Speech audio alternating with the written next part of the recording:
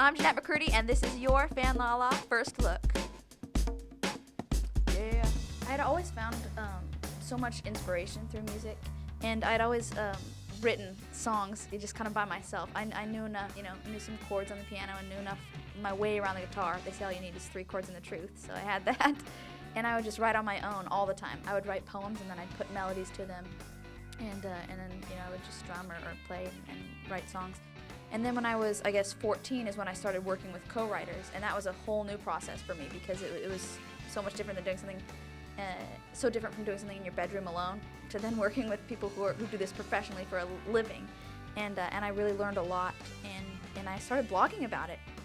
And I started saying how much fun I was having writing songs, and my fans were really curious what I sounded like. So I thought, well, I'm just going to put this curiosity to a rest, and I'm just going to put something out there. So I put a song out, and it actually did really well on iTunes, and it kind of drew the interest of some different labels and of the country labels that I was able to sit down with. Capitol they just seemed to be such a company that was filled with such nice people and people who really live good lives and work real hard. So I found a home in Capitol. I've always loved country music. I've loved all kinds of music my whole life. It's not like I've been particularly, set on one genre at a time, but definitely had a lot of country influences growing up. I mean, it's bizarre to go to these award shows and to get a chance to talk to, Keith Urban or to get the opportunity to write with Lady Antebellum, who I love. It's amazing. It's surreal, I guess. I don't know. The work aspect always feels like it's me, but then when there's something like that comes along, it just doesn't feel like, it feels like it's some other person living that life. It's nuts. I was in Nashville and really, enjoying what I was doing and excited for this new adventure that was, every day is just something new and eventful and crazy.